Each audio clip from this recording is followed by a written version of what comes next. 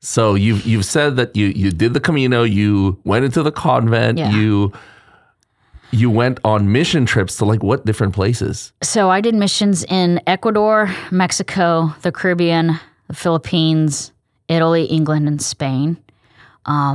Did World Youth Day while I was in Spain. Actually, I've been to Spain twice, but the first time I was there for missions, and that's when they had World Youth Day, and got to see Pope Benedict get up there, and I mean, attend Mass with the Pope. Come on, like that's right? Incredible.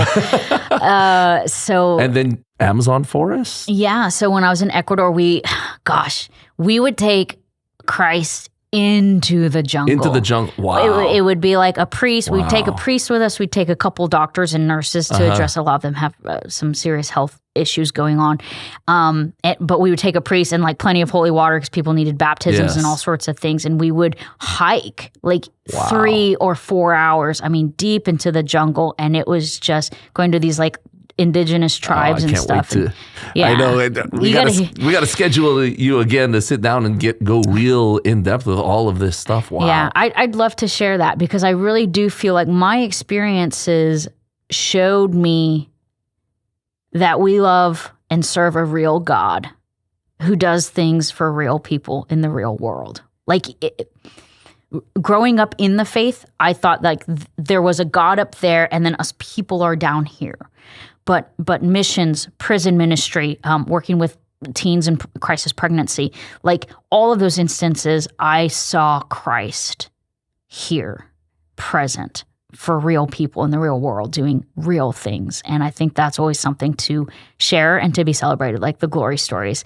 I can come here and say like how terrible these addictions were and how much my life was like, how dark things were. But I would much rather talk about like how glorious Christ was in that. You know, and in some of those situations. Now you're starting a new chapter of your life. You're putting aside the youth ministry because you've got another vocation that you have to focus more on. You're working on your second. Yes, the Lord called me to marriage, which to this day I'm still like, how did I end up married? I mean, it happened very fast, by the way, because when I was at the college campus, I still thought I was going to be a consecrated single person. I hadn't gone on a date in 5 years. And so I dated and got married, was engaged, got married all like less than a year. I think it was like 9 months time or something. And then even the kids. Yeah. So then we had separated. First baby and second baby's on the way. So they'll within how many? So they're going to be about 15 months apart.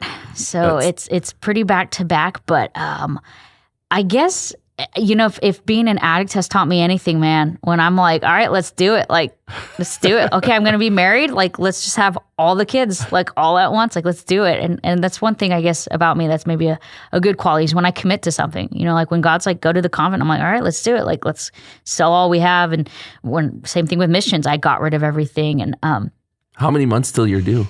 I am going to have this baby beginning of September. So I got about 3 more months. Hopefully we can get you in before. Yeah, absolutely. Before that. Absolutely. And you know, with my last pregnancy, like I was walking around, like it was not a tough pregnancy. And this one is kind of following that same pattern. Okay. So I'm happy to come back and maybe sit a little bit further back so there's more room for my belly. But I can do an interview again. I'd love to.